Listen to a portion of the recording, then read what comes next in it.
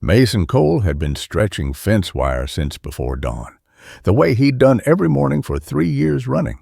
His coffee had gone cold in the blue enamel cup his mother gave him before she passed the one with the chip on the handle that fit his thumb just right. The Pritchard Ranch paid fair wages for honest work, and that suited Mason fine. The first scream came while he was counting fence posts. 30 more to set before supper if he wanted his full week's pay. Saturday was coming, and he needed supplies flour, salt pork, maybe some of that good tobacco from Peterson's store if there was enough left over. He kept working. Wasn't his business what folks did on the old Garrett place.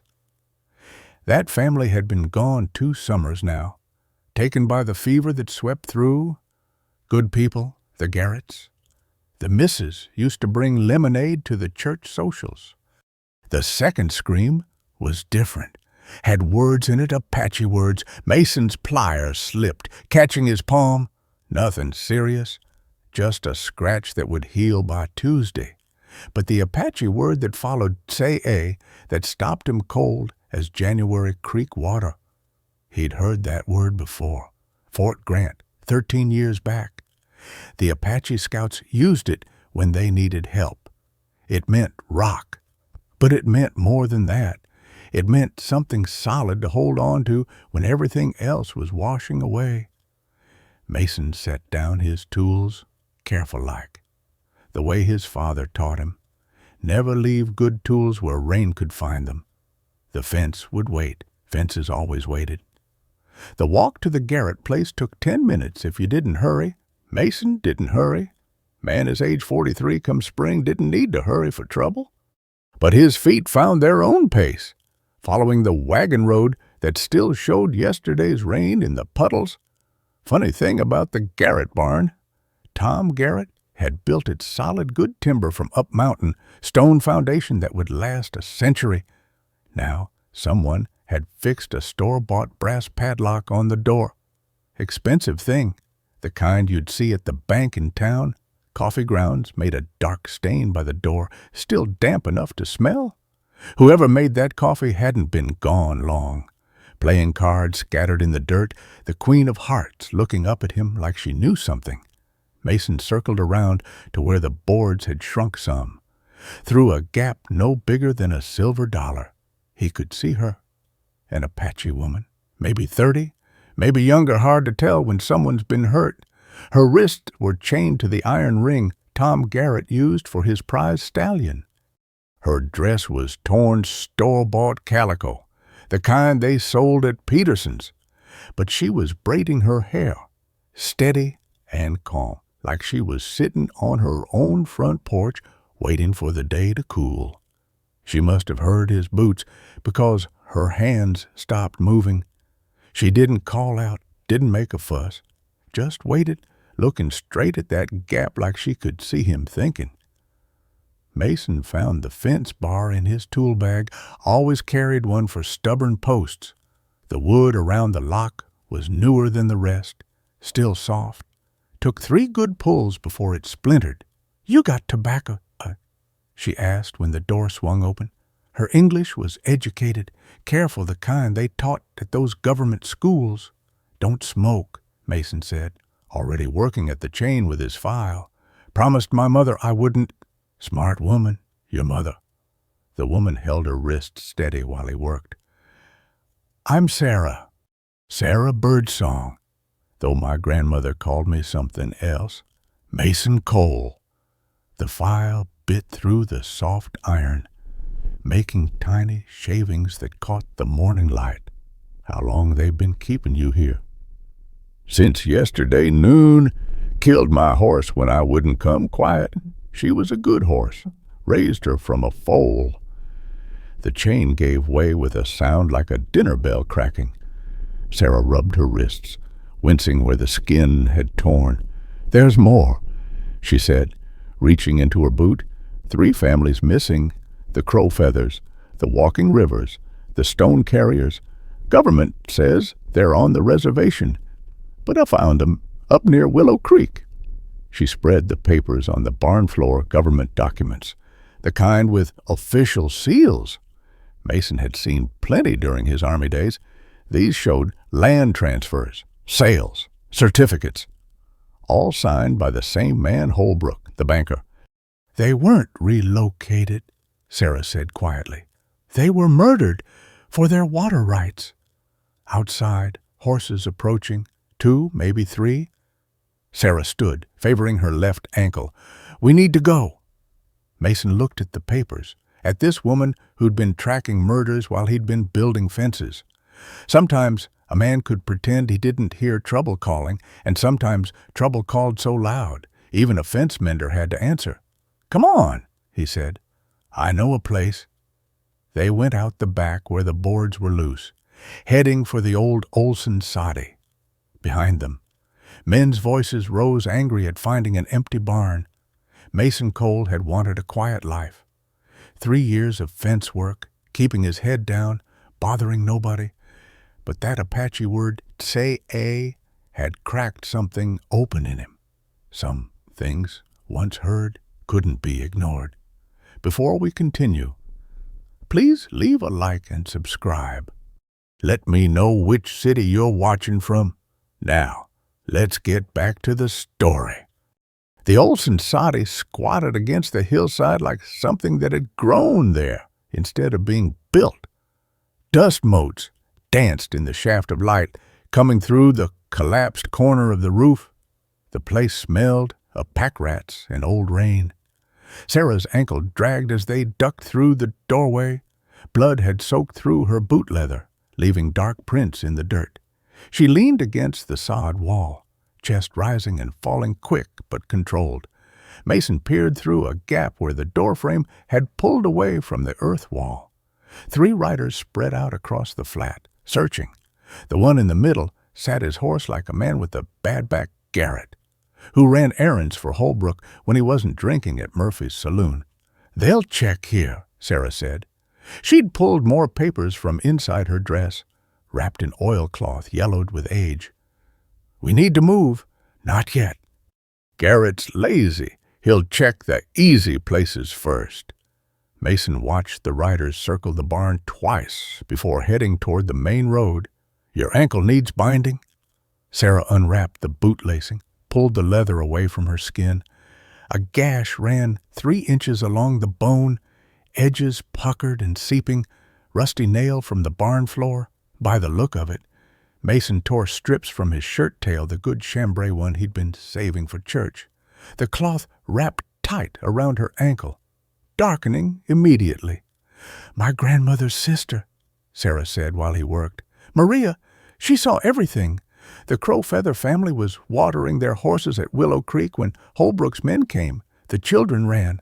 The parents stood their ground. She unfolded a map drawn on the back of a feed store receipt. Pencil marks showed the creek, the cottonwoods, 3 X marks, shallow graves. I found them 4 days ago. Sarah's finger traced the marks. The youngest was 8, still wearing his school clothes. Through the gap, Mason saw dust settling where the riders had been. They'd gone toward town, but they'd be back. Men like Garrett always came back when there was money involved. These papers, Mason said, looking at the documents she'd spread on the packed earth floor. Where'd you get them? Holbrook's office. He keeps copies of everything. Bills of sale for land that was never sold. Death certificates for people who weren't sick. She pulled out a photograph cabinet card from Peterson's studio in town. The Walking Rivers family. Taken last Christmas. In the picture, a family sat proper and still. Parents, 3 children, grandmother. The youngest boy held a wooden horse, painted bright. I found that same wooden horse, Sarah said, at Willow Creek. Broken. Mason's throat tightened. He'd carved toys like that once, for his sister's children back in Missouri. Before the war, before everything changed. There's more families missing, Sarah continued. She pulled out a list, names written in that careful government school hand, 15 Apache families with water rights along the creek, all relocated in the past 6 months. And nobody in town said anything? Would you when Holbrook holds your mortgage, when his men drink at your saloon? Sarah rewrapped the papers, tucked them back in her dress. The sheriff's his cousin. The judge owes him money. Even the minister such hoofbeats. Close. Mason pressed against the wall, a single rider walking his horse slow. The hoofbeats stopped right outside the soddy. Boot leather creaked as someone dismounted. Spurs rang with each step.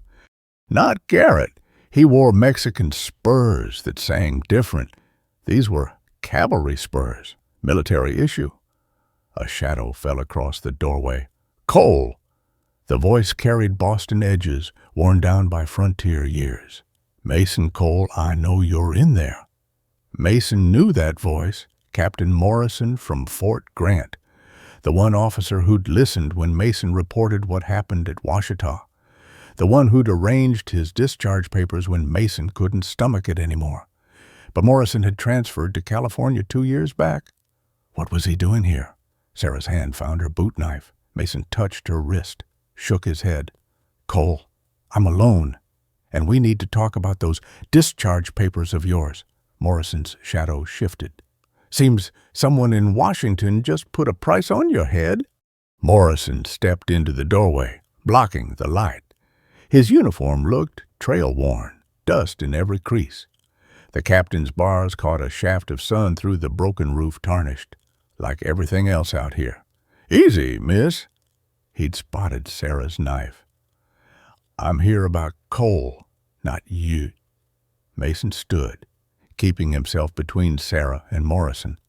The captain looked older gray threading through his mustache, lines around his eyes that hadn't been there at Fort Grant. Thought you transferred to California, Mason said. I did. Got called back 3 days ago. Morrison pulled a folded telegram from his vest pocket, holding it out slow. This came through military channels yesterday. Mason took the paper, Western Union header, military code at the bottom, his name, his description, his location. At the bottom, a figure 500. Dead or alive? Mason asked. Just dead. Someone wants you quiet. Morrison's eyes moved to Sarah, taking in the wrapped ankle, the blood trail. Miss, you need a doctor. I need to get these families justice. Sarah stood, favoring her good foot. 3 children murdered at Willow Creek. The youngest was 8 years old. Morrison's face didn't change, but his hand moved to his sidearm. Old habit. You have proof. Sarah pulled out the photograph of the Walking Rivers family. Morrison studied it, jaw working like he was chewing something bitter. I know this family. The father served as a scout at Fort Grant. He handed the photograph back. When did they disappear? 6 weeks ago. Holbrook filed papers saying they abandoned their land. Sarah pulled out more documents. But I found the bodies 4 days past. Shot, all of them. Mason watched Morrison's face. The captain had always been straight, but he was still Army, still followed orders. Captain, why are you really here? Morrison walked to the gap in the wall, checking outside. His horse stood hobbled 20 yards off a cavalry mount, the kind that could run all day. Because someone murdered Lieutenant Carver's nephew yesterday, telegraph operator here in town, found dead in his room above the Western Union office. Morrison turned back to Mason. They're saying you did it. The soddy felt smaller, air thicker. Mason's discharge papers were in his jacket pocket, folded neat. Proof he'd left the Army honorable. Proof he'd served his time. When yesterday, between noon and 2, where were you? Working fence at the Pritchard place. Tom Pritchard saw me there. Tom Pritchard's word won't mean much against a federal warrant. Morrison pulled out another paper. This came through this morning. Murder warrant, signed by a federal judge in Denver. Sarah made a sound, not quite a laugh, not quite a sob. They're framing him, just like they framed the Apache families, for abandoning their land. Morrison studied her, then Mason. Something shifted in his face. Decision made. There's more. The telegraph operator, young fellow named Banks, he sent a message before he died. To the newspaper in Denver. about murdered Apache families and stolen land. Morrison folded the warrant, put it away. Someone didn't want that message getting through. Holbrook, Sarah said. Higher than Holbrook. This goes to Washington. Bureau of Indian Affairs, Military Supply Division. Morrison pulled out a leather notebook, pages covered in his neat writing. I've been tracking missing supplies for 2 years. Beef that never reached the reservations. Blankets that disappeared. Ammunition that ended up in Mexican revolutionary hands. Mason thought about the supply trains he'd guarded, the manifests he'd signed, how there was always more on paper than in the wagons. The contracts, Mason said. Sarah, show him the contracts. Sarah spread the papers on the dirt floor. Government seals, official signatures. Morrison knelt, reading fast. These beef prices are triple market rate. He picked up another paper. And this 10,000 pounds of flour delivered to Fort Grant. We never got half that. Someone's getting rich on government contracts, Mason said.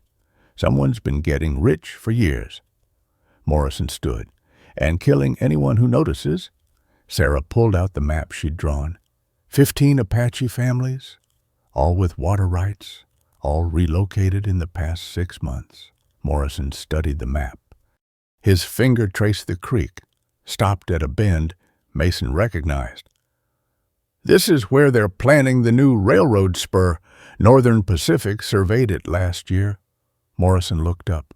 Control the water, control the railroad, control the railroad, control everything. Sarah finished. Bootsteps outside, multiple men, moving quiet. Morrison's hand found his Colt. Back door, Mason whispered. They crawled through where the roof had collapsed, Sarah biting down on a groan as her ankle caught. Behind them, someone kicked in the soddy's door. Empty, a voice called. But blood here. Fresh. Mason led them up the wash behind the soddy, using the erosion cuts for cover. Sarah's breathing came ragged. Morrison brought up the rear, Colt drawn. They made it to a cluster of junipers before the shout went up. Mason looked back, gave Minpakuman spreading out from the soddy. Garrett in the lead. Rifle up. The Martinez place. Sarah gasped. 6 miles north. Mexican families there. They've been losing water rights, too. Morrison pulled out his field glasses, studied the men below. That's not a posse. Those are hired guns. Same thing in this territory, Mason said. Sarah pulled herself up on a juniper trunk. Blood had soaked through the bandage, dripping steady now. We need those papers to reach the right people. The newspaper, the governor, someone. The governor's in Holbrook's pocket, Morrison said. Has been for years. Then who? Morrison lowered the glasses. There's a federal judge in Tucson, Patterson, straight as they come. If we can get to him, a rifle cracked. Bark exploded from the juniper next to Mason's head. They ran. Sarah stumbling, Mason half carrying her, Morrison covering their retreat. The wash deepened, became a canyon. Red rock walls rising on both sides. Dead end, Morrison said, but Sarah pointed to a crack in the rock, barely wide enough for a man. Old Apache Trail leads to Singing Mountain. That's sacred ground. Yes, Sarah squeezed through the crack. They won't follow, not immediately. Mason pushed through after her, rock scraping his shoulders. Morrison came last, grunting as his uniform caught and tore. The crack opened into a hidden canyon. Ancient petroglyphs covered the walls. Sigils, handprints, figures that might be men or gods. Sarah collapsed against a boulder, legs stretched out. The ankle's bad, Morrison said, kneeling to check it. Needs cleaning, or it'll go septic. Tonight, Sarah said, when we reach my people, your people.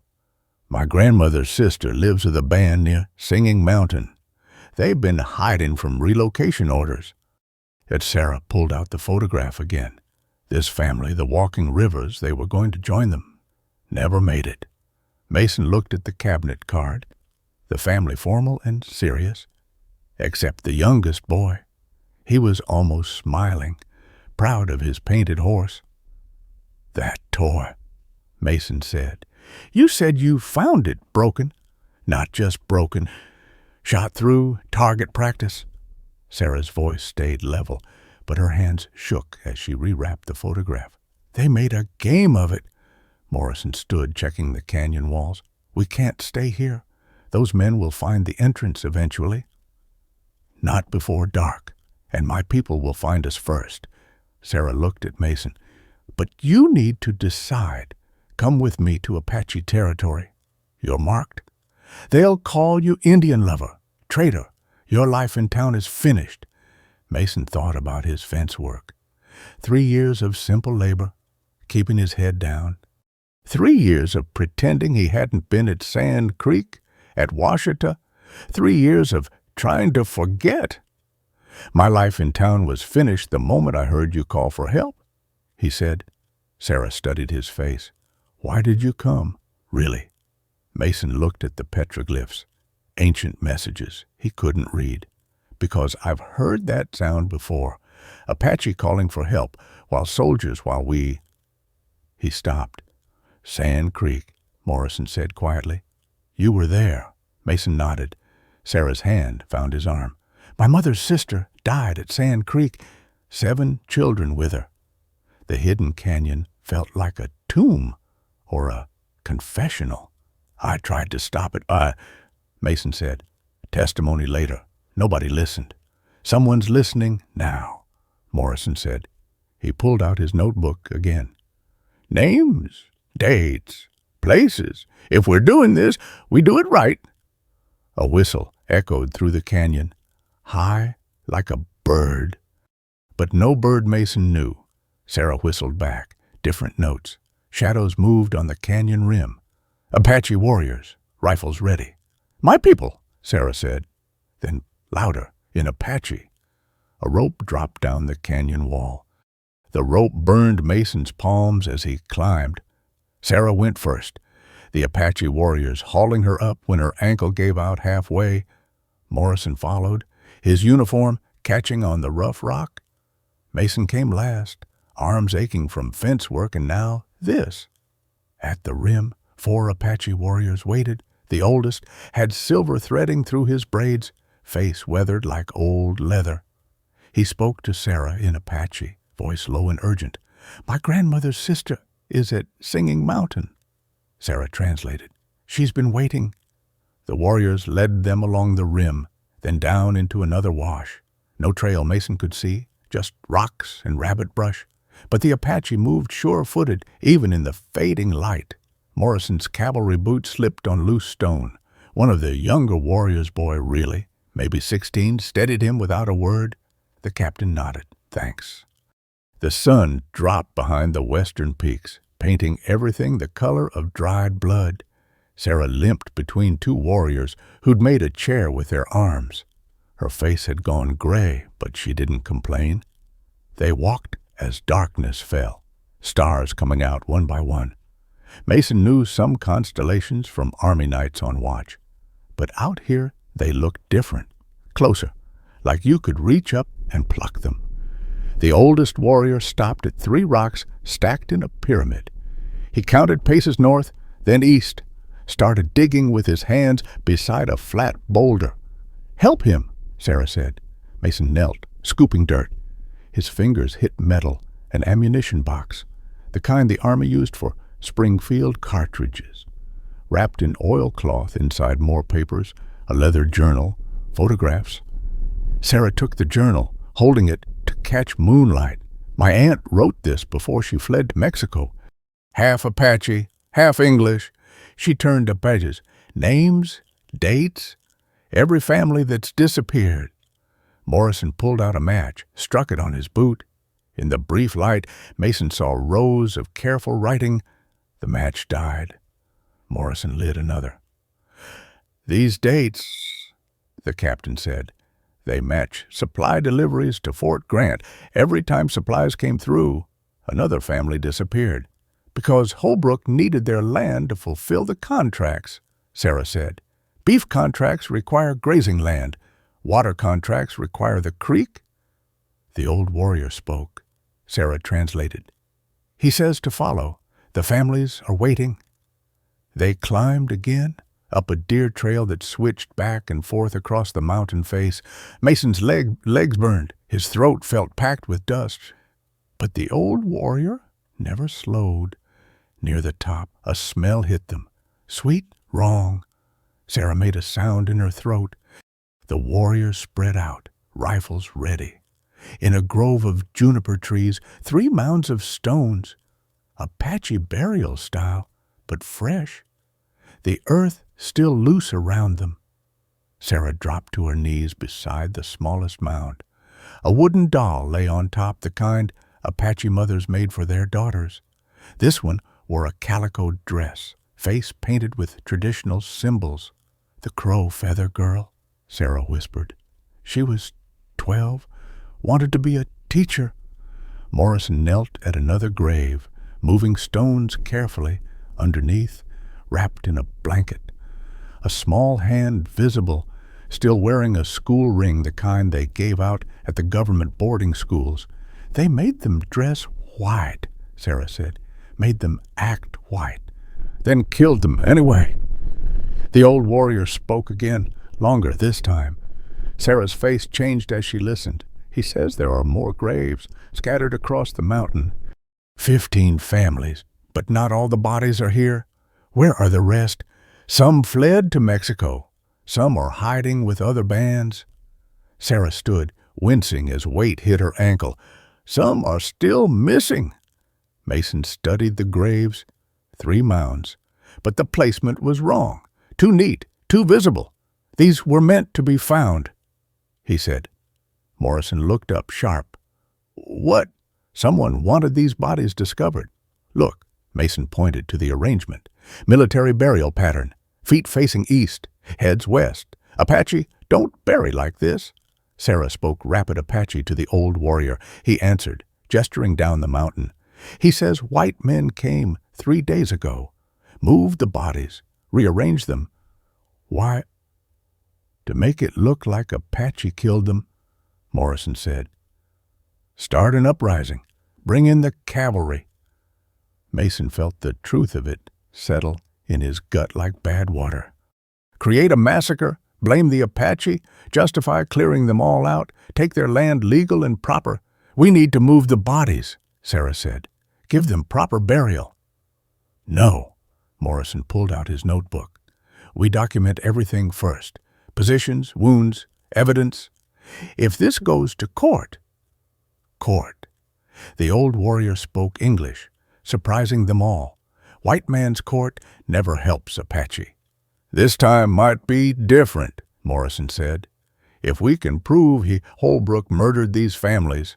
A whistle echoed across the mountain. Different from before, sharp, urgent. The warriors raised their rifles. The old one pointed down the mountain where lights flickered, torches, dozens of them, climbing toward them. "Holbrook's men," Sarah said. "No." Morrison pulled out his field glasses. "Those are soldiers, cavalry, at least a company." Mason took the glasses, focused on the lead riders, the guidon-bearer, the officer. "That's Lieutenant Carver." Mason said, "From Fort Grant." "My dead nephew's uncle," Morrison said grimly. "He requested emergency leave when he heard about the murder." Sarah grabbed the journal and photographs, stuffing them inside her dress. "We need to run." "Where?" Mason scanned the terrain. Cavalry coming up from the south, Holbrook's men probably still to the east. North was Mexico. 2 days hard riding, west was desert. The old warrior spoke to Sarah, pointing higher up the mountain. "The sacred caves," she translated, "where our ancestors hid from the Spanish. The cavalry won't follow there." "They will if they're chasing murderers," Morrison said. Mason looked at the graves, the scattered stones, the doll with its painted face. 3 families dead, more missing. "And now the cavalry coming to finish what Holbrook started? How many fighters do you have?" Mason asked the old warrior. 20 warriors. "But we don't fight army. Not anymore." "You won't have to." Mason turned to Morrison. Captain, you're still active duty. You could order Carver to stand down. He's got federal warrants. My authority won't mean anything. Sarah stood between them, weight on her good foot. Then we need witnesses. People who can't be ignored. The Mexican families at the Martinez place, the townspeople who've lost land, even some whites who know the truth. Sarah looked at Mason. Your friend Pritchard. He's lost water rights, hasn't he? Mason nodded. Tom Pritchard had complained about his creek running dry last month, blamed it on drought. But now, if we can gather them, Sarah continued, bring them here. Show them the bodies, the evidence. That's 40 miles of riding, Morrison said. By morning, Carver will have this mountain surrounded. The torches were closer now. Mason could hear horses, equipment jingling, men's voices carrying on the night air. Sarah pulled out the map she'd drawn. In the moonlight, her finger traced water sources, settlements, paths between them. Not 40 miles, 20. If we use the old Apache trails. She looked at the warriors. How fast can your runners go? The youngest warrior, the one who'd helped Morrison, stepped forward. By dawn, we bring them by dawn. Morrison shook his head. Even if you could, why would townspeople risk themselves for Apache families? Sarah held up the journal. Because we have names, dates, proof that Holbrook stole from everyone Apache, Mexican, white, everyone who had something he wanted. The old warrior spoke again. Sarah's face paled as she translated. He says there's something else. In the sacred cave. Papers from the old days. Spanish land grants. Treaties. Proof that this land was never America's to give. Mason felt the weight of that settle on them all. Not just murder, but theft. Going back generations. Below. A bugle sounded. Halt and make camp. The cavalry was stopping for the night. But come dawn, they'd climb. We have maybe 6 hours, Morrison said. Sarah looked at the youngest warrior. Run, bring everyone you can. Tell them the truth dies here if they don't come. The boy took off, disappearing into darkness. Others followed, scattering in different directions. Mason watched them go, then turned to the graves. 3 children who'd wanted nothing but to live, learn, grow up. Now they were evidence in someone else's war. Captain, Mason said. What happens if the townspeople don't come? Morrison checked his sidearm, counting cartridges. Then we make our stand here, 3 of us against a cavalry company. 4, the old Apache warrior said. He pulled back his shirt, revealing old scars across his chest, military scars. I was at Sibecue Creek. I know how soldiers fight. Below them, the cavalry camp spread out, fires blooming like poisonous flowers. Mason counted them, 30 men at least, maybe 40. Sarah knelt again beside the smallest grave, speaking Apache words Mason didn't understand, prayer, maybe, or a promise. When she stood, her eyes were dry, hard. We need to prepare, she said. If this is where we die with the truth. She pulled out the photograph of the Walking Rivers family one more time. In the moonlight, their faces looked like ghosts or witnesses. The sacred cave opened behind a fall of rocks that looked natural, unless you knew better. The old warrior, he'd finally given his name as Joseph, moved stones that seemed too heavy to budge. They swung easy on hidden pivots. Inside the cave stretched back into darkness. Sarah struck a match, lighting a torch wrapped in pitch-soaked cloth. The walls came alive, paintings that had been old when Columbus was young. Hunters, dancers, spirits with wings. Here, Joseph said, pulling aside a painted hide. Behind it, a natural shelf cut into the rock. Wooden box, some rotting at the corners. Sarah opened one, Spanish documents, wax seals still intact, land grants from when this was New Spain, treaties the American government never acknowledged. Morrison held a paper to the torchlight. "This is dated 1692. Royal grant for water rights in perpetuity." "To my grandmother's grandmother's grandmother," Sarah said. "Never sold, never surrendered." Outside, a bugle-played tattoo lights out for the cavalry, but Mason could see their fires still burning. Sentries posted. "We need to get to town," Mason said. "Those runners won't be enough." "You'll never make it past the cavalry," Morrison said. Joseph pulled something from a crevice in the wall, a Union cavalry jacket, faded but intact. "From the war. I kept it." Mason understood. In the dark, wearing that jacket, he might pass for a soldier. Might. Sarah was already wrapping documents in oilcloth. "Take these to Mrs. Martinez. She'll know who to trust. You're staying.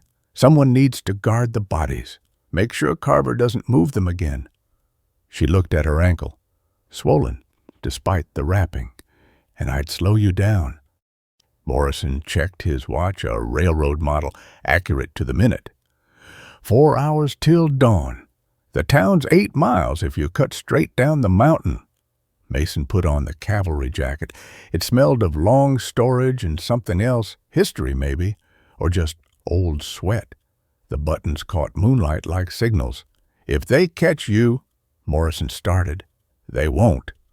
Mason took the wrapped documents, tucking them inside the jacket.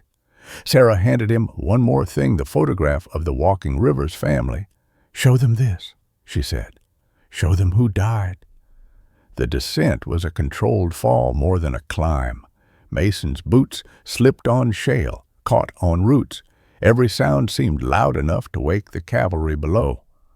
But the sentries stayed focused outward, watching for Apache attack, not a single man descending. He passed within 50 yards of their horse line. Could smell coffee brewing some sergeant, violating lights out for the men on watch. The normal sounds of an army camp at night, like Fort Grant, like all the camps before. The town lay dark except for 2 lights, Murphy's Saloon and the Western Union office, where young Banks had died. Mason avoided both, cutting through the alley behind Peterson's store. The Martinez house sat on the Mexican side of town, across the dry creek that used to run year-round. Adobe walls, flat roof, corn-grinding stones by the door. Mason knocked soft 3 taps. Pause, 2 taps, an old signal from his army days that Mexican scouts used. The door opened a crack. Mrs. Martinez, gray hair in a night braid, shotgun barrel visible. "Mr. Cole, I need your help." She opened the door wider. Inside, a single candle burned. Mr. Martinez sat at the table, cleaning a pistol that looked older than the territory. Mason spread the documents on their table. The photograph of the Walking Rivers family in the center. "This family is dead, murdered at Willow Creek, Joe. There are others." Mrs. Martinez crossed herself. "We knew the Walking Rivers. Good people. Their little boy played with our grandson. The cavalry thinks Apache killed them. But we have proof it was Holbrook." Martinez studied the Spanish land grants. His finger traced the old script. "These are from before, when our families first came here. Still legal? Still valid? Tell that to American courts. That's why we need witnesses, people to stand with us, show the cavalry, the town, everyone." Ms. Martinez left the room, returned with a folded paper. "This came yesterday, from the bank. An eviction notice. 30 days to pay or leave." "We've never missed a payment," Martinez said. 20 years, never missed." "Holbrook wants your water," Mason said, "just like he wanted the Apache water." Martinez stood, walked to the window, through it. Mason could see other adobe houses, other Mexican families who'd been here longer than the town itself.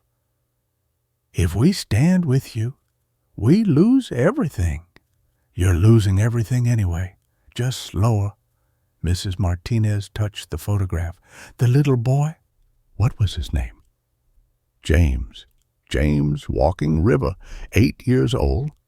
She turned to her husband, spoke rapid Spanish. he answered, shaking his head. She spoke again, harder, finally. He sighed. We'll come, she said, and bring others, but not everyone. Some are too scared. How many? Maybe 10 families. Maybe 15. Mason turned to the door, but Martinez caught his arm. The minister's wife, Mrs. Thompson, she's been asking questions about the missing families. Her husband won't help.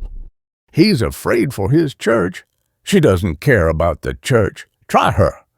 The Thompson house stood behind the church, white paint peeling, garden neat despite the drought.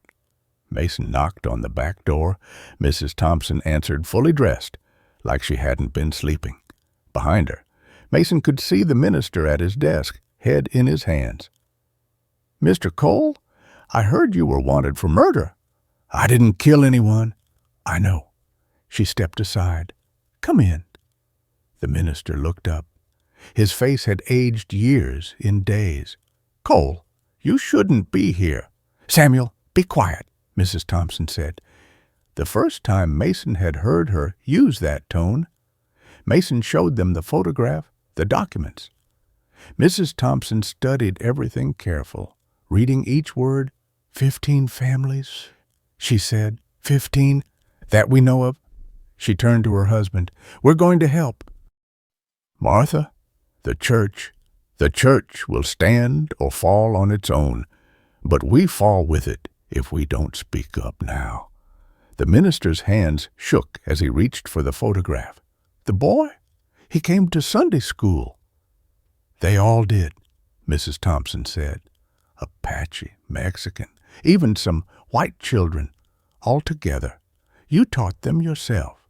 I taught them, 'Thou shalt not kill.' Then honor that teaching." A knock at the door made them all freeze. Mrs. Thompson picked up the fire poker.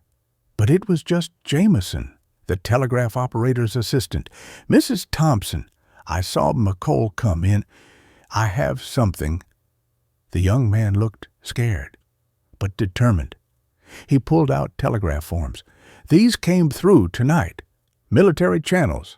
They're bringing more cavalry. 2 companies from Fort Huachuca. They're saying the Apache are uprising here." "There's no uprising, sir," Mason said. "I know. That's why I am here." Jameson handed over another form. "This one's from Washington. Orders to clear all Apache from the territory. Permanent relocation." Mason read it twice. The signature at the bottom, General Curtis, Jr., Bureau of Indian Affairs. "Trail of tears, all over again," Mrs. Thompson said quietly.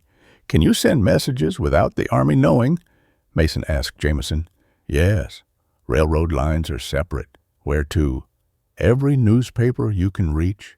Denver, San Francisco, Chicago. Tell them federal troops are about to massacre peaceful Apache families." "That's treason," the minister said. "No," his wife said. "That's truth." Jameson left to send the wires.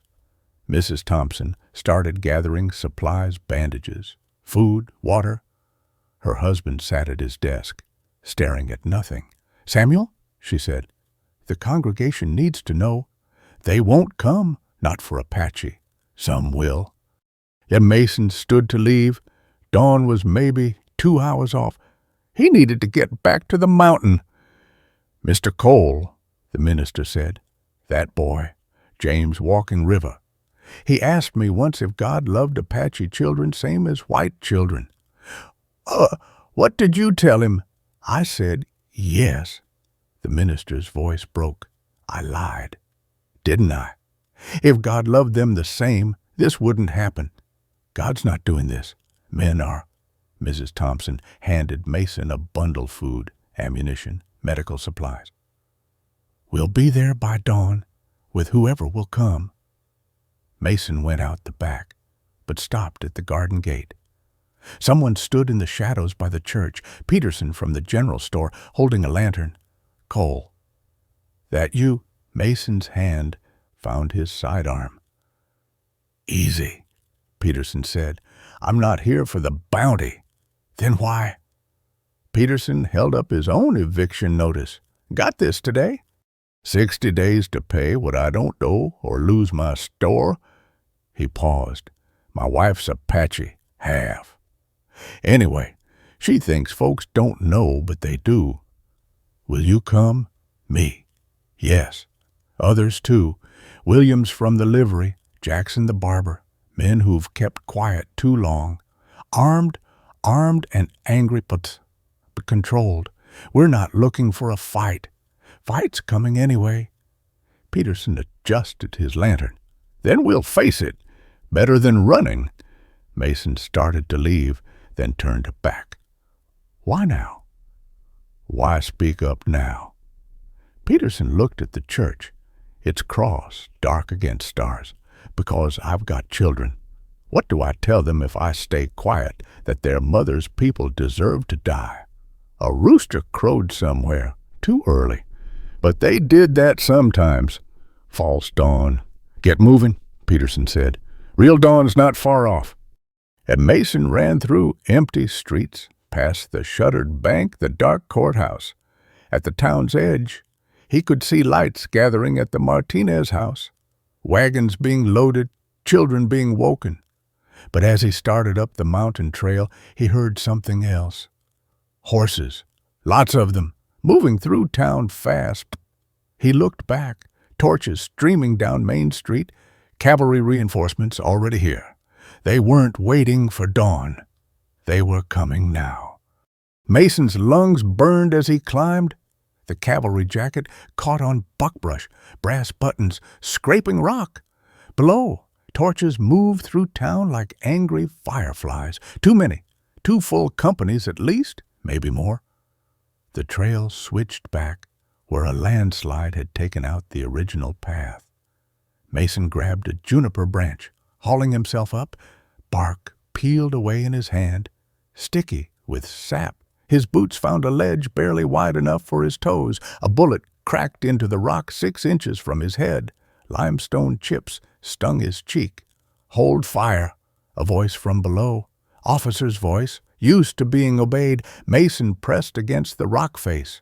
Through juniper branches, he could see them cavalry spread in a skirmish line, working their way up. Professional, methodical. He reached the next switchback, legs shaking. The sacred cave was still a 1/4 mile up, but they'd never make it. Not with 2 companies climbing fast. Cole? Morrison's voice from above. This way. The captain appeared between 2 boulders, pointing to a deer trail that cut sideways across the face. Mason followed, trying not to look at the drop. 100 feet now, maybe more. They reached a shelf of rock where Sarah waited with Joseph and 3 other Apache warriors. Her ankle was worse purple swelling, visible above the wrapping. They came early. Mason gasped. We saw. Morrison had his field glasses out. That's not just cavalry. Holbrook's there with 20 hired guns. Sarah pulled herself up on a boulder.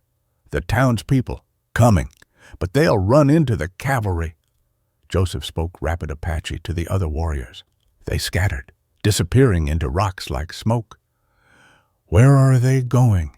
To guide the townspeople around old paths? Joseph pointed east, but slow, very slow, with wagons. Morrison lowered the glasses. There's someone else down there, in a closed carriage. Mason took the glasses, focused on the black carriage behind the cavalry line. Windows curtained, driver in formal coat, the kind of rig you'd see in Denver or San Francisco. The carriage door opened. A man stepped out, tall, silver-haired, wearing a judge's coat despite the dust. Cornwall, Sarah said. The territorial judge. But Cornwall wasn't alone. Another man followed, younger. Federal uniform with gold braid. Mason knew that face from newspaper etchings. General Curtis June. Morrison breathed. What's he doing here? Curtis pointed up the mountain, giving orders. Officers saluted, relayed commands. The cavalry began spreading wider, cutting off escape routes. They're not here to arrest anyone, Mason said. They're here to finish this. The Sarah pulled out the Spanish land grants, the photographs, the journal. We need to hide these. Separate places. Joseph took some, disappearing into a crack in the rocks. Sarah tucked others inside her dress. Mason kept the photograph of the Walking Rivers family. Look, Morrison pointed. Down the mountain's east side, lanterns bobbed through the darkness. Wagons, people on foot, the Mexican families, some townspeople, maybe 30 people, maybe 40.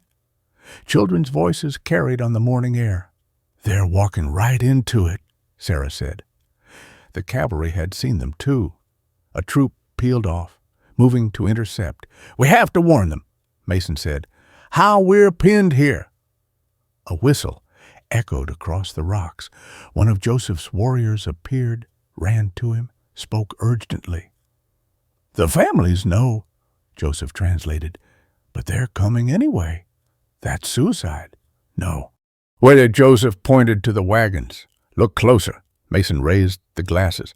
The lead wagon, Martinez driving, his wife beside him, but behind them, in the wagon bed, Mrs. Thompson and 5 women from her church, all holding lanterns high. The next wagon carried Peterson and other store owners. The third had Jameson and young men from town. But what stopped Mason's breath was the 4th wagon. Judge Patterson from Tucson sat next to a man with a notebook, a reporter's notebook. How? The railroad telegraph, Sarah said. Jameson must have reached them. The cavalry troop reached the wagons, surrounding them. Mason could see Martinez talking, gesturing up the mountain. Shh. An officer rode to the black carriage, reported to Curtis. Curtis himself walked to the wagons, even from this distance. Mason could see him gesture, angry, sharp. Mrs. Thompson stood up in her wagon, lantern held high, saying something that made Curtis step back. She's shaming them, Morrison said, in front of everyone. More townspeople were arriving, not in the wagons, but walking up from different directions. 10, 20, 50, men, women, children, Apache, Mexican, white, all converging on that spot where the wagons had stopped. They can't arrest them all, Sarah said. They don't have to. Morrison pointed to where Holbrook's hired guns had formed a line. Just takes one shot. Call it self-defense, Apache uprising, whatever they want. Cornwall had left the carriage now, walking to Curtis. The 2 men argued, Cornwall gesturing at the crowd, Curtis at the mountain. Patterson's the key, yes, Morrison said. Federal judge outranks territorial. If he's here, a rifle shot cut him off, not from below, from above. One of Joseph's warriors tumbled from the rocks, rifle clattering away. Blood spread dark on limestone. Sniper, Morrison hissed. They got someone above us? Another shot. Rock exploded where Sarah had been standing. Mason tackled her, rolling behind a boulder. Her ankle hit stone. She bit down on a scream. Can you see him? Morrison had his glass up, scanning. There, ridge line, about 200 yards. More shots, steady, professional, keeping them pinned while the cavalry clamped. Give me your rifle, Mason said to Joseph. The old Apache handed over his Winchester. Mason checked the load. Sighted on the ridge, the sniper would have to show himself to shoot. There a hat, rifle barrel. Mason fired. The hat disappeared. You get him? No, but he'll be careful now. Below, the crowd had heard the shots. Some scattered, but others pressed closer together. Mason saw Martinez help Mrs. Thompson down from the wagon. They linked arms. Others joined them. A line of people, facing the soldiers. They're not running, Sarah said. The cavalry had stopped, uncertain. Officers looked to Curtis for orders. Curtis looked at the crowd now, maybe 70 people, maybe more. And behind them, more coming. Word spreading through town. Cornwall walked to the crowd, said something to Patterson. The Tucson judge nodded, pulled out a paper, showed it to Curtis. Federal injunction, Morrison said. Patterson must have brought federal papers. Curtis grabbed the paper, tore it in half. Even from here, they could see Patterson's shock. Cornwall trying to intervene. Curtis pushing him aside. "He's lost control," Mason said. "He's going to." Curtis drew his sidearm, pointed it at Patterson. The crowd surged forward. Soldiers raised rifles. "No," Sarah breathed. Mrs. Thompson stepped between Curtis and Patterson. 73 years old, churchwoman, mother of 4. She said something to Curtis. He kept the pistol up. Peterson stepped beside her, then Martinez, then Jameson. One by one, people stepping in front of Patterson, making a wall of bodies. Curtis's hand shook. The pistol wavered. "General Curtis," a new voice, amplified. The reporter from Tucson had a speaking trumpet. "The whole territory is watching. Whatever happens here will be in every newspaper from here to Washington." Holbrook pushed through his hired guns, grabbed Curtis's arm, pulled him aside. They argued, Holbrook gesturing at the crowd, at the witnesses. The sniper fired again. This time Mason was ready, caught the muzzle flash. His shot was rushed but close. The sniper ducked back. "Movement!" Morrison said. "Behind us!" Mason turned. More Apache warriors, but not Joseph's men. These came from the north, from Mexico. 20, 30, more.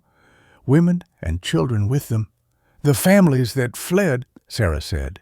"They came back." An old Apache woman led them, bent with age but walking steady. She went straight to Sarah, spoke in Apache. Sarah's face changed. "That's Mary Crowfeather, mother of the boy who was killed." Mary Crowfeather pulled something from her bag, a trident, yellow with age. She held it high, spoke in English, loud enough to carry. "This land is ours, given by Spain, promised by Mexico, stolen by America, but still ours." Her voice echoed off the rocks. The crowd below heard it. Some cheered. Others took up the cry. Curtis had his pistol up again, but now pointing at the mountain, at them. "Fire!" he commanded. But the soldiers didn't move. The captain of the lead troop sat his horse, looking at the crowd, at the families, at the children. "Captain Wilson, I gave an order." Wilson turned his horse to face Curtis. "Sir, these are civilians, women and children. They're harboring fugitives. They're American citizens, sir. Indians aren't citizens. Some of them are, sir, and the others, they're just people." Curtis turned to Holbrook's gunman.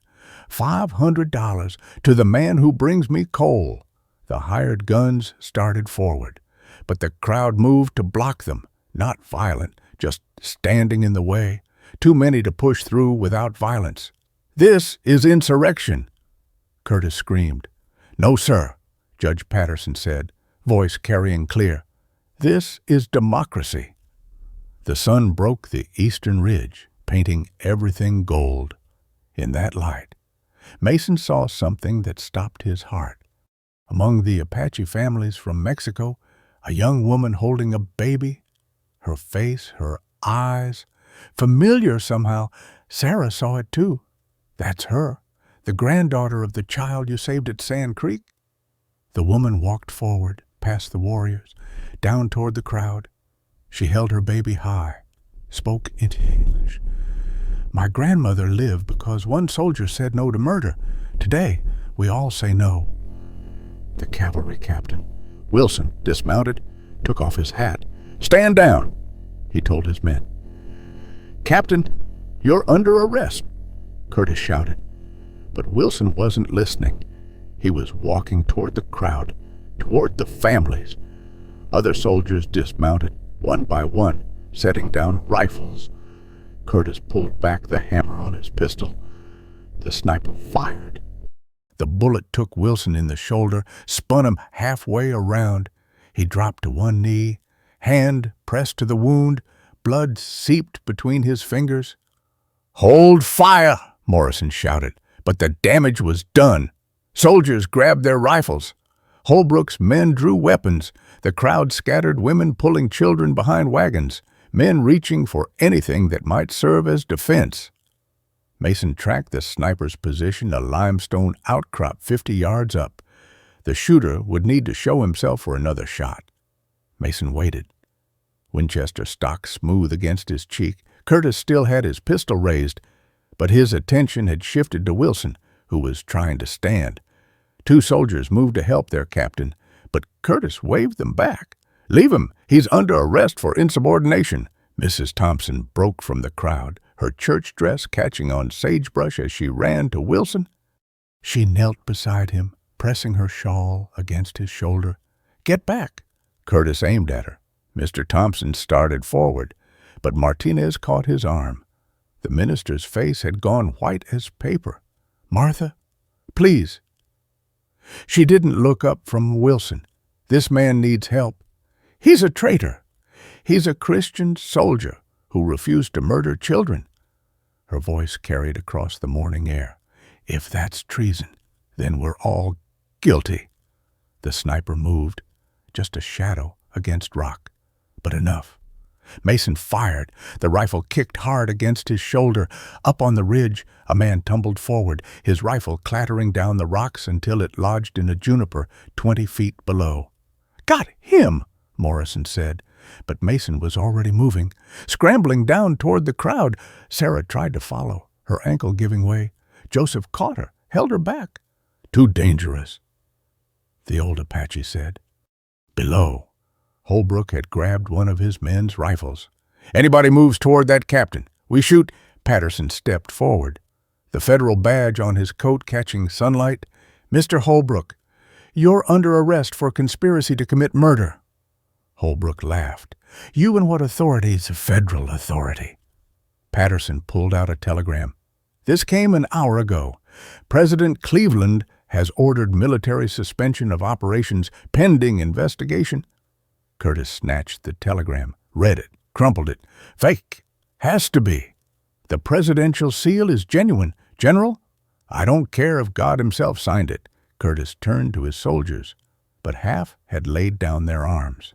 The others stood uncertain, looking between their wounded captain and their raging general. Mason reached the bottom of the trail. The crowd had formed a rough circle. Townspeople and Apache and Mexican families all mixed together. Children clung to their mothers' skirts. Old men stood with ancient rifles they probably couldn't fire. "Cole," Curtis spotted him. "There's the murderer." Mason kept walking, hands visible, no weapon drawn. "I didn't kill Banks. Liar. He's telling the truth."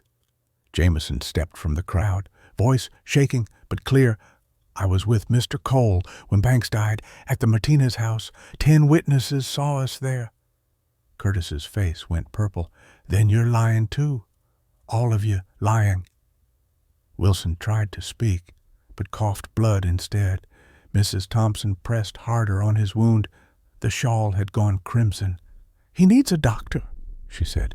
"Let him die." That's when Mary Crowfeather walked forward.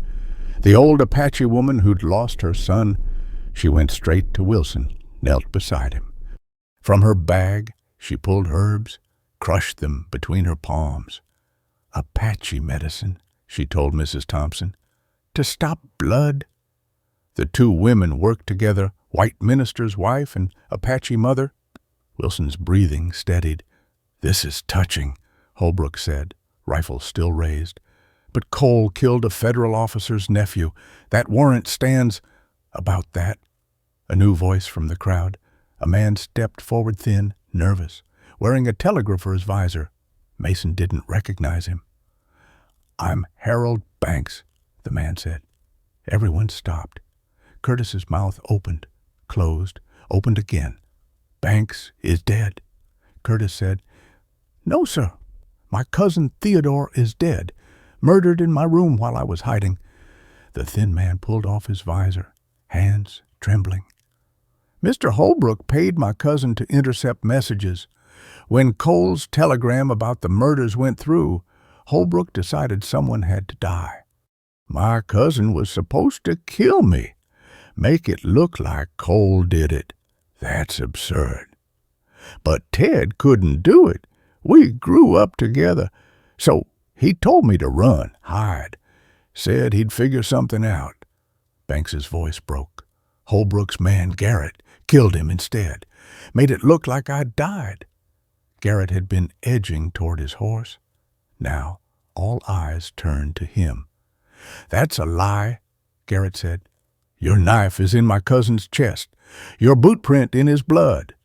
Banks pulled out a photograph. "Mrs. Chen's son works at Peterson's photo studio. He documented everything before they moved the body." Chen's boy, maybe 17, skinny as a fence post, nodded from the crowd. "Every detail, just like Mr. Peterson taught me." Garrett went for his gun. 3 things happened at once. Morrison fired from the mountain. Martinez fired from the ground, and Mason dove for Garrett's legs. The tackle took them both down hard. Garrett's elbow caught Mason's jaw, stars exploding across his vision. They rolled in the dust, Garrett reaching for a boot knife. Mason caught his wrist, twisted. The knife fell. Garrett head-butted him, nose crunching. Blood filled Mason's mouth. Then Garrett went limp. Mason looked up. Martinez stood over them with an axe handle. "Old but not dead," Martinez said.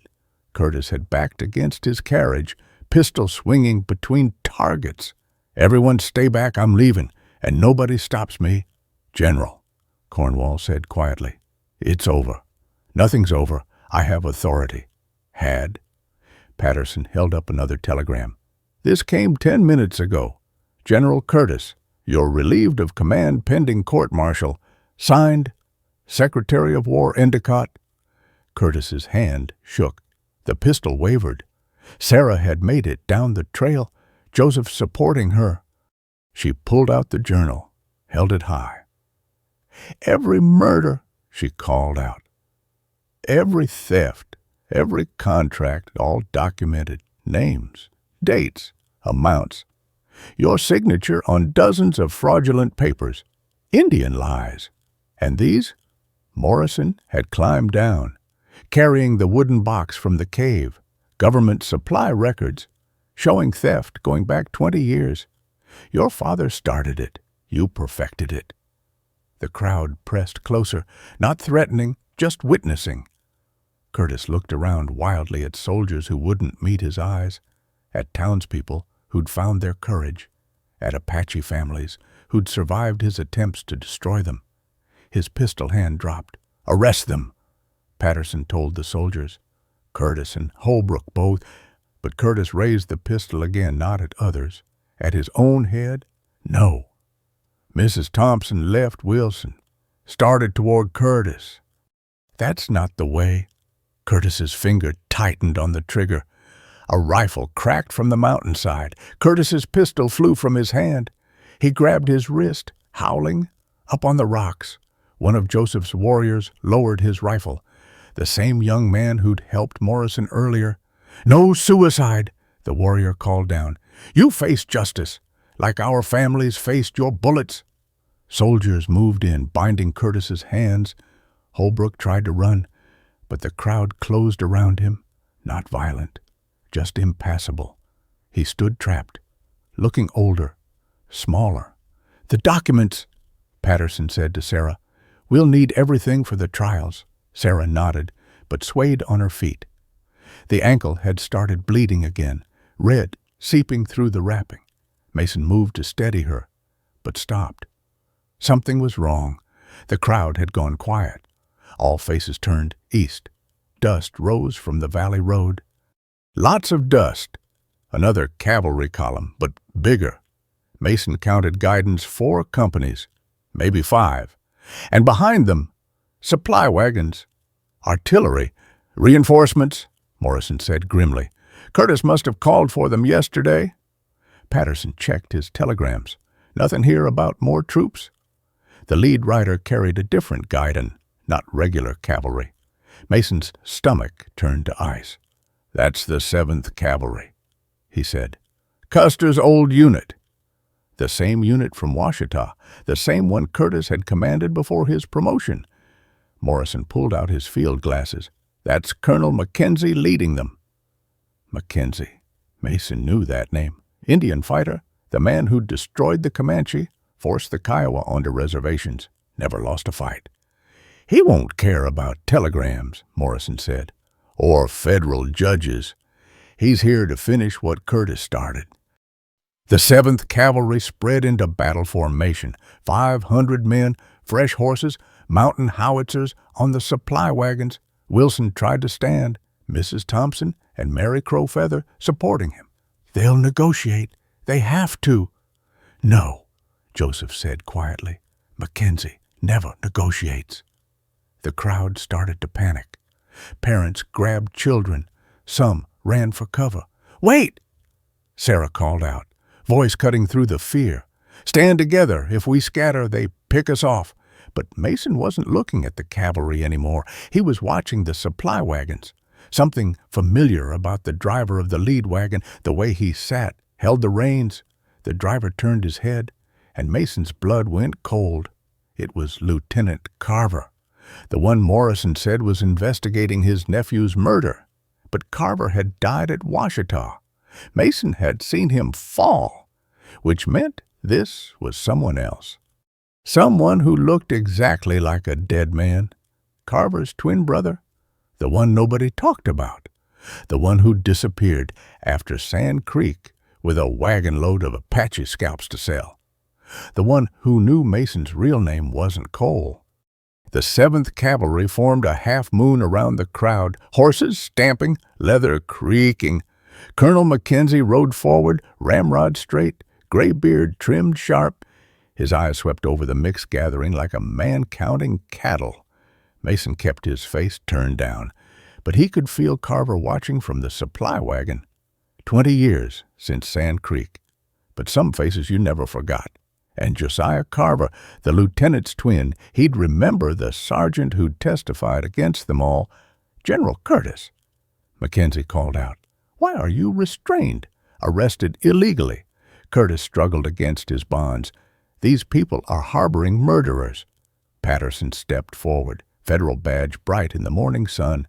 "Judge Patterson, Federal Circuit. General Curtis is under arrest by order of the War Department." Mackenzie didn't even look at him. "I don't recognize civilian authority in a military emergency." "There is no emergency. Armed Apache off-reservation Mexican nationals threatening federal officers. That's insurrection." Mrs. Thompson still knelt beside Wilson, his blood drying rust-brown on her hands. "Colonel, we're peaceful citizens. Families. Look around you." "I see what I see." Mackenzie raised his hand. Cavalry carbines came up in one motion. The crowd pressed tighter. Children whimpered. Sarah leaned heavy on Mason's arm, her ankle wound seeping through the wrap. "Colonel Mackenzie." Morrison pushed through the crowd, his captain's insignia visible. "Captain Morrison, 2nd Cavalry. These civilians are under my protection. You're outnumbered 50-1. Captain." "Yes, sir. But you'll have to go through me first." Mackenzie's face never changed. "If necessary." The supply wagon creaked as Josiah Carver climbed down. He wore civilian clothes, but moved like a soldier. Mason turned away, but too late. "Colonel," Carver called. "That man there, in the cavalry jacket." Every eye turned to Mason. "That's not Cole. That's Sergeant Mason Barrett, 3rd Colorado Volunteers." The name hit like cold water. Nobody had called him that in 20 years. "Barrett's dead," Morrison said quickly. "Died at Fort Grant in 79. "No." Carver walked closer, spurs ringing. "Barrett testified against my brother after Sand Creek. Said we murdered children, got him transferred, ruined his career." Wilson tried to speak from the ground. "Don't care who he is." "You should." Carver pulled out an old document, yellowed, official.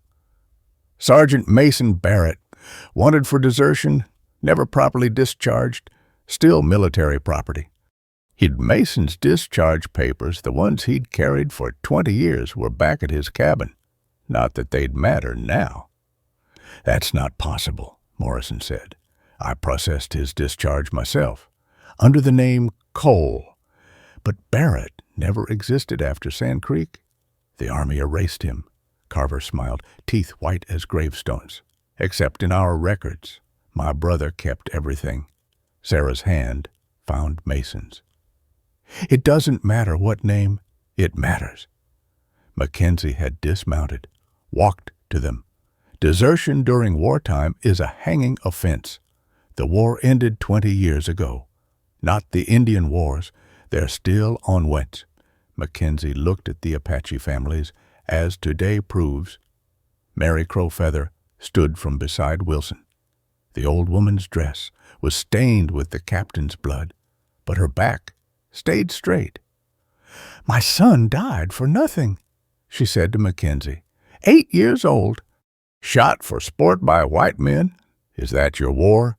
Casualties happen. Children aren't casualties. They're children.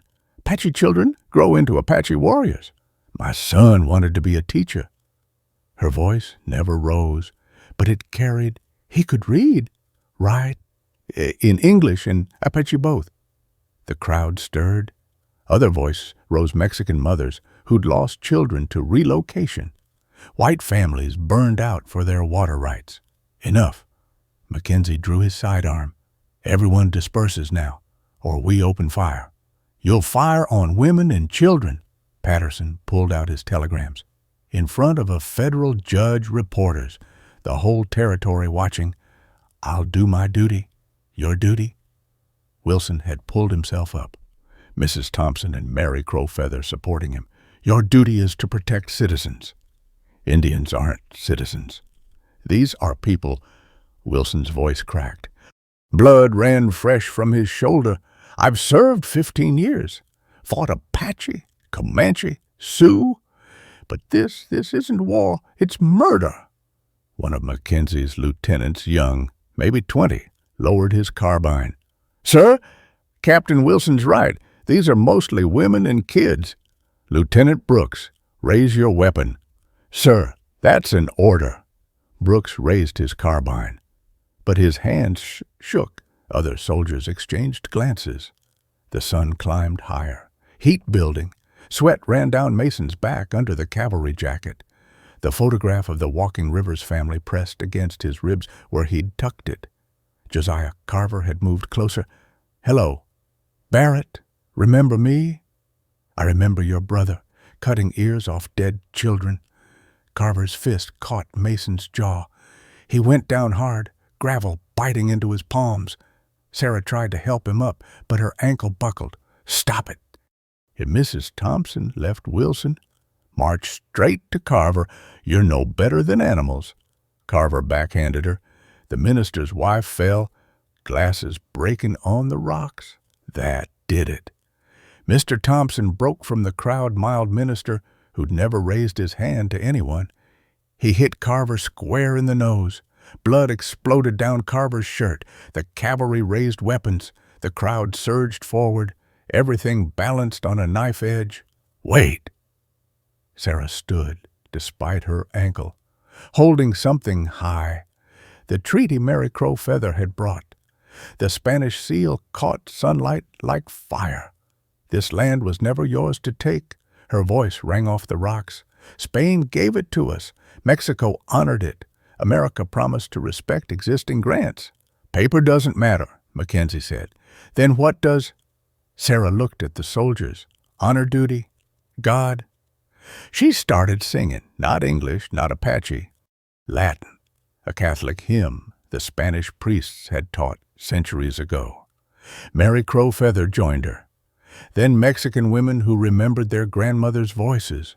The sound rose, haunting and holy. Some cavalry horses shifted, nervous.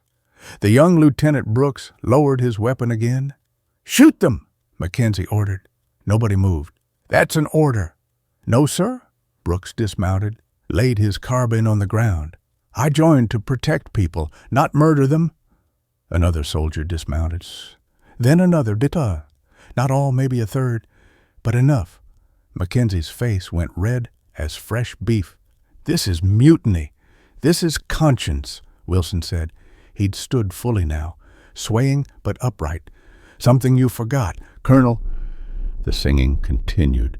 More voices, joining even some white townspeople who remembered childhood hymns.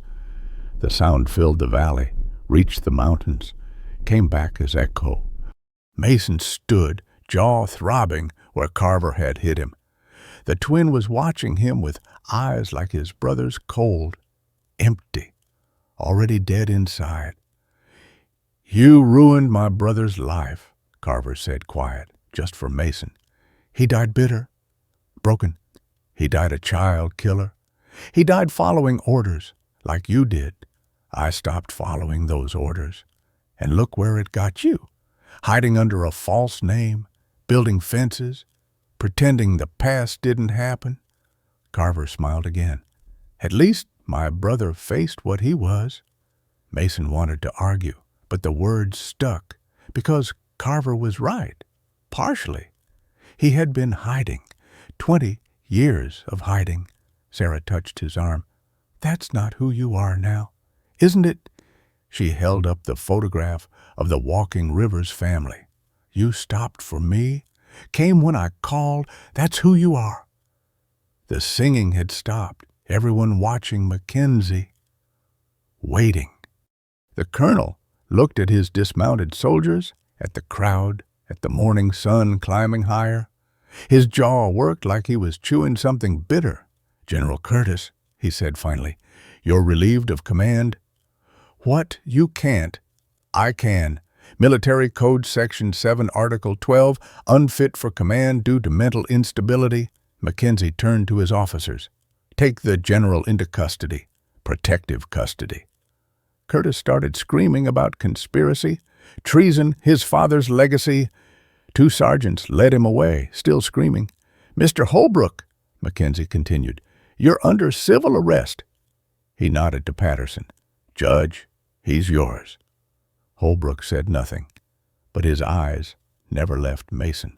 The banker had lost everything, and his face said he knew who to blame. As for the rest, Mackenzie mounted his horse. The Apache returned to reservation lands immediately. "This is our land," Mary Crowfeather said. "Not according to American law." "Then American law is wrong." Mackenzie looked at her old woman who'd lost her son, standing straight despite grief. Something shifted in his face, not softness, but maybe recognition. "Federal investigators will review all land claims," he said. "Until then, no forced relocations." It wasn't victory, but it wasn't defeat. The crowd began dispersing, slowly. Families helping families. Apache supporting Mexicans, supporting white. Mason started to follow, but Carver grabbed his arm. "You're still a deserter, Barrett."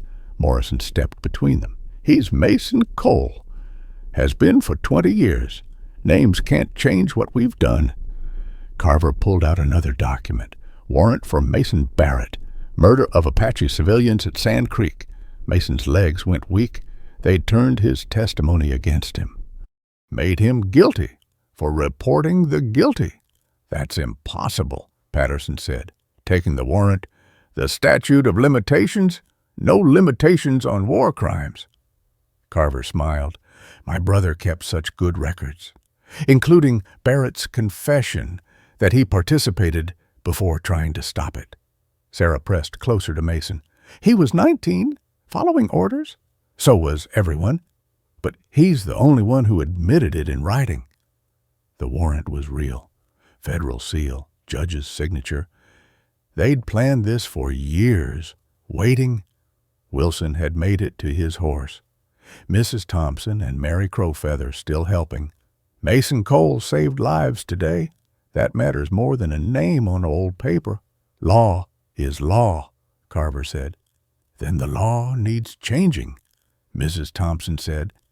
Her face was swelling where Carver had hit her, but her voice stayed clear. Mackenzie had been watching, silent. Now he spoke. "The warrant's valid. Barrett comes with us." "No." Sarah stood in front of Mason. "You'll have to arrest me too." "And me?" Morrison joined them. "Me too." Mrs. Thompson. One by one, people stepped forward. Martinez, Peterson, Jameson, even Mr. Thompson. Blood still on his knuckles from hitting Carver. Soon 30 people stood between Mason and the cavalry. Apache, Mexican, white, all the divisions that had kept them apart, erased by this moment. Mackenzie studied them. You'd all hang for harboring a fugitive. We'd all stand for what's right, Wilson said. He'd made it to his horse but hadn't mounted. Colonel, I've served under you 5 years. You're hard but fair. Is this fair? Fair doesn't matter. Legal matters. Then legal's wrong. The two officers locked eyes. Teacher and student, maybe, or just two soldiers who'd seen too much. Finally, Mackenzie spoke. The warrant says Mason Barrett. I see no one here by that name. Carver's face went purple. That's him, right there. That's Mason Cole, local fence builder, been here 3 years. Mackenzie looked at Morrison. Captain, can you verify this man's identity? Mason Cole, absolutely. Anyone else? The whole crowd spoke at once. Mason Cole. Even Wilson, bleeding through Mrs. Thompson's shawl. Cole. Good man. Fix his fences. Mackenzie turned his horse. Mount up. We're done here. You can't just leave. Carver grabbed Mackenzie's stirrup. He's Barrett. I know he is. Prove it. Eye the records. Show me discharge papers with that name. Show me photographs. Show me anything besides your word against 30 witnesses. Carver looked around wild, desperate. His eyes fell on the ammunition box Sarah carried. The documents. She has evidence. He lunged for the box. Mason moved to block him, but his legs tangled with Sarah's. They went down together. Carver grabbed the box, ripped it open. Papers scattered in the morning wind photographs, testimonies, the precious Spanish grant. No. Sarah crawled after them. Bad ankle dragging. People scrambled to catch the flying papers. The photograph of the Walking Rivers family tumbled past. Mason grabbed for it. Missed. The wind carried it straight to Mackenzie's feet. The colonel dismounted, picked up the photograph, studied it long and quiet. I knew this man, he said finally. Served as my scout at Fort Sill. He handed the photograph to Mary Crow Feather. Your son, my nephew, his children. I'm sorry. 2 words. Simple. But from Mackenzie, they meant something. He mounted again, looked down at Carver still scrabbling for papers. Mr. Carver, you're no longer needed. Find your own way home. The cavalry formed up, wheeled in perfect unison. As they rode away, young Lieutenant Brooks looked back, raised his hand to Mason, not quite a salute, but recognition. They watched until the dust settled. Then Sarah made a sound half laugh, half sob. The grant, the Spanish grant, it was gone, blown to Mexico or buried in sand. 300 years of proof, lost. We have copies, Morrison said. Copies won't hold in court. Then we'll find another way. Wilson had finally mounted, Mrs. Thompson steadying him. This isn't over. But Mason was watching Carver.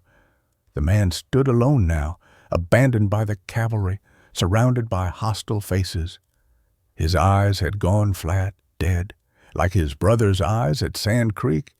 Just before the killing started, Carver's hand moved to his coat, to the pocket where a hideout gun would be. His eyes locked on Sarah.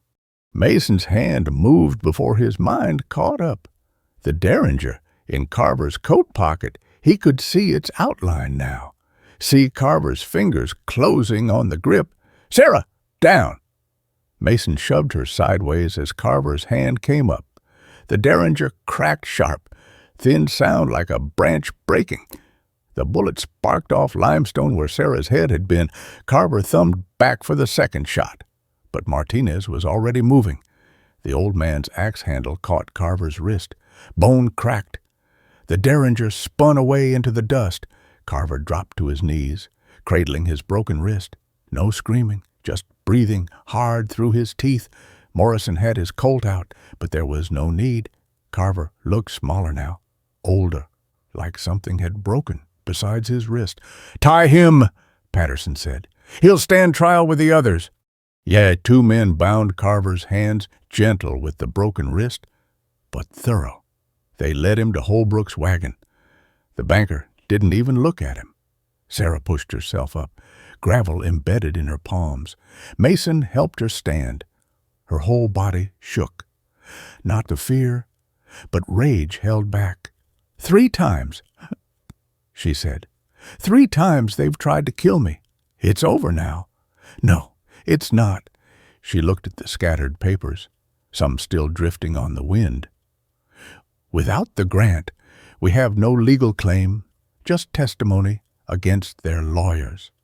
Mary Crowfeather had been gathering papers, sorting them. She held up a handful: water rights, testimonies, contracts. But not the grant. Perhaps, Judge Patterson said, we're thinking about this wrong. Everyone turned to him. The Spanish grant is gone. But these people, he gestured at the crowd, they're here. Their stories are here. That's evidence no wind can blow away. Stories don't hold up in court, Morrison said. They do if enough people tell them. Patterson pulled out his notebook. I'll take every testimony, every claim. Build a case so heavy with truth that no court can ignore it. That'll take weeks, Wilson said. He'd dismounted again. Too weak to ride.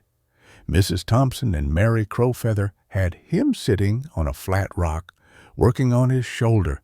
Then we take weeks. Mrs. Martinez stepped forward. My house is big enough for meetings. We start today. Mine too, Peterson said. The store's closed anyway.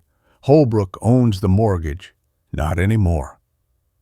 Patterson held up a telegram. Federal seizure of assets pending investigation. Every mortgage Holbrook held is frozen. The crowd stirred, hope flickering like candlelight. You mean, Peterson started, nobody's losing their homes. Not until this is sorted legally. Mrs. Thompson stood from tending Wilson. We'll need food for all these families, shelter for those from far away. The church, Mr. Thompson said. Everyone looked at him. His knuckles were swelling where he'd hit Carver, but he stood straighter than Mason had ever seen him. The church has room and food, and if Holbrook's mortgage is frozen, nobody can stop us. The Apache can't stay in town, someone said. People won't stand for it. Then people need to learn. This from Wilson. We're done separating folks by blood. The young Lieutenant Brooks had come back, against orders apparently. He dismounted, walked to Wilson. Sir, the colonel sent me, officially. I'm checking on your wound, unofficially. He pulled out a leather pouch, medical supplies, and this, a document, military letterhead. Wilson read it, his face changing. Temporary authorization for Apache families to camp on abandoned federal land pending review. The old fort ground, Brooks explained, 5 miles north. It's not much, but it's recognition, Sarah said, that we exist, that we belong here. Brooks looked uncomfortable. The colonel also said. He stopped. What? He said the man Carver wanted Barrett. He died at Sand Creek, killed trying to save children. That's what the record will show. Mason felt something release in his chest, a weight he'd carried 20 years. Thank the colonel, he said. Brooks nodded, mounted, rode after his unit. The crowd began organizing, families sorting themselves, who needed shelter, who could provide it. Mrs. Thompson and Mary Crowfeather directing medical help. Even some who'd stood back came forward now. Mr. Cole, a man Mason didn't recognize. I run the hotel. If Apache families need rooms, they can't pay, Sarah said. Didn't ask them to, just offering. Sarah's eyes filled. First time Mason had seen her close to tears. The work took shape. Morrison organizing testimony gathering, Patterson setting up legal documents, Jameson running messages on his telegraph, the real network this time, not Holbrook's controlled lines. By noon, the first replies came back. Newspapers sending reporters, federal investigators coming, even a letter from the Prescott sheriff. He'd arrested 3 of Holbrook's men trying to flee. The Apache families from Mexico set up camp at the old fort grounds, close enough to town for the hearings, far enough to keep nervous folks calm. Mason helped them settle, carrying water, setting up shelters. Sarah worked despite her ankle. She translated between Apache, Spanish, and English. Made lists of families, claims, losses. The ammunition box had become her desk. Papers waited, with rocks against the wind. "You need to rest," Mason told her. "I'll rest when this is done. Your ankle has lasted this long?" But she sat on a wagon tailgate, foot elevated. Mason sat beside her. First time they'd been still all day. The sun was dropping toward western peaks, painting everything gold and red. "Thank you," she said, "for stopping Carver. Martinez stopped him. You saw it coming, just like you heard me call for help." She studied his face. "Why did you really come that day?" Mason thought about it. I'd been dead for 20 years, building fences, hiding from what I'd done. When I heard you call, he stopped, started over. That word, tse, rock, something solid, when everything else washes away. That's what you were, my rock. You were mine, too. Pulled me back to life. She leaned against his shoulder, just slightly, but enough. "What happens now?" she asked. "Trials, testimony, years of legal fighting, probably." "I meant us." The word hung between them, us, like they were connected now, permanent. "I don't know," Mason said. "I'm 43. Oh, you're 32, old enough to know what I want. I've got nothing. No land, no money, no real name even." "You have something." She pulled out the photograph of the Walking Rivers family. Somehow she'd saved it from the wind. "You have conscience. That's worth more than land." Mrs. Thompson approached, supporting Wilson. The captain looked better color back in his face, shoulder properly bandaged. "We're gathering at the church," she said. "Planning meeting for tomorrow's testimonies."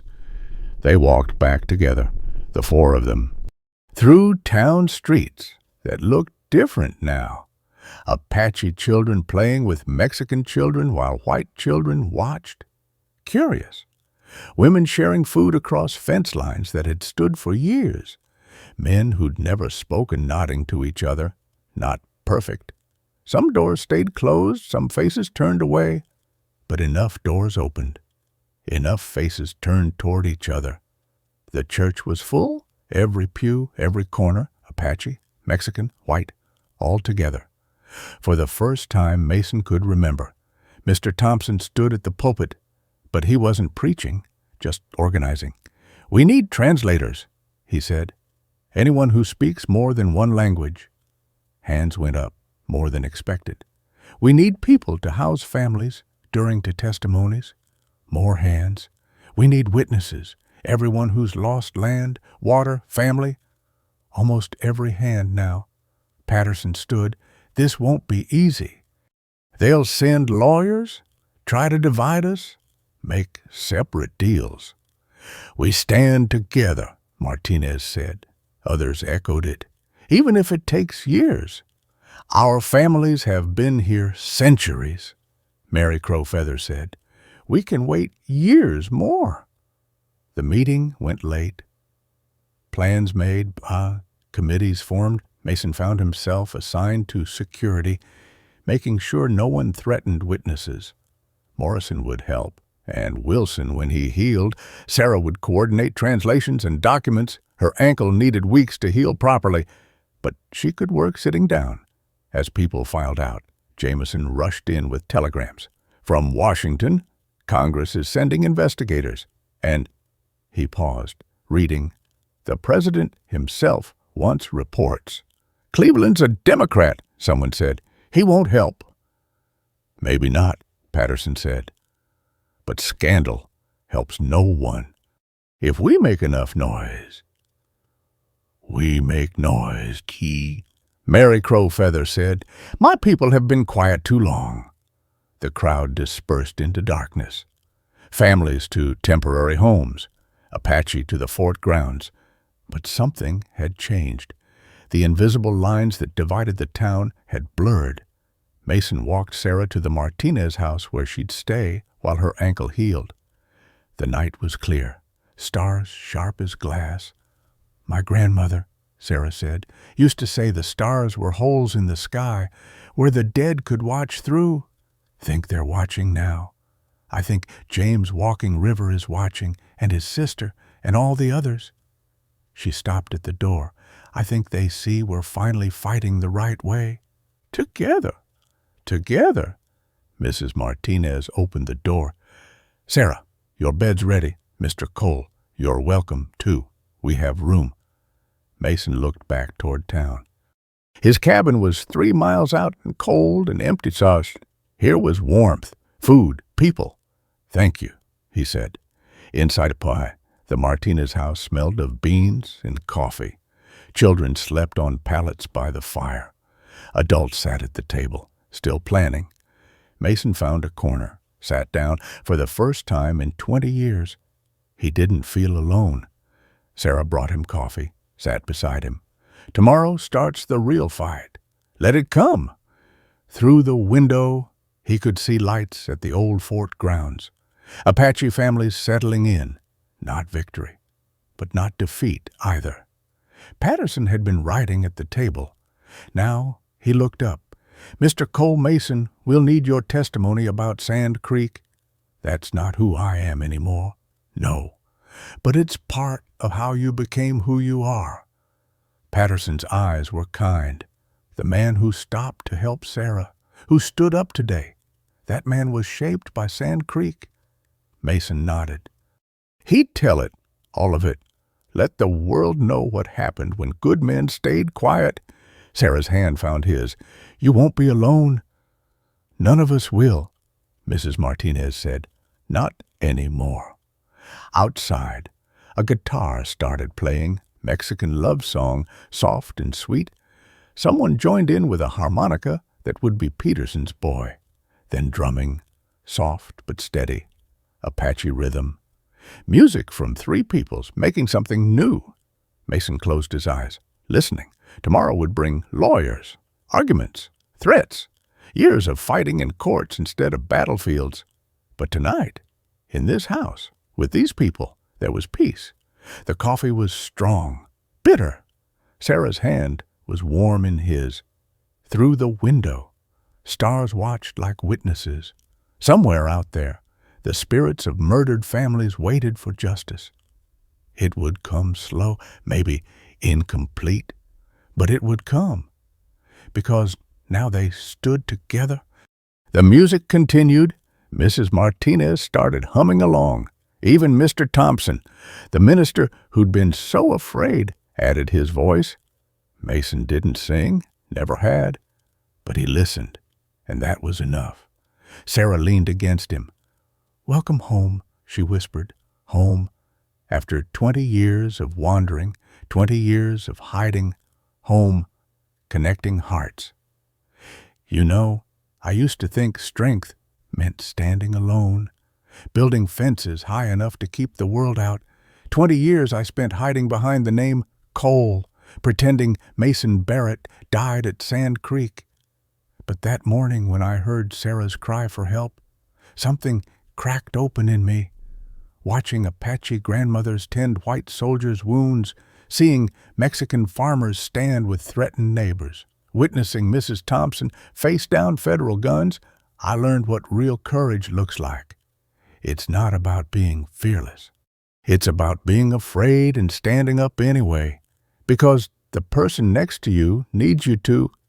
We made something that day, all of us together, not perfect peace, but a promise that we'd face whatever came as neighbors, not strangers. Disclaimer. This story was inspired by historical frontier conflicts of the 1880s American West, created solely for entertainment purposes. This narrative does not condone. encourage, or promote any form of violence or harmful behavior. The story advocates for peaceful resolution, community solidarity, and mutual understanding between different cultural groups. All characters and events are products of the author's imagination, and any resemblance to real people or events is purely coincidental. The work aims to explore themes of redemption, reconciliation, and the power of collective courage in facing injustice through legal and peaceful means.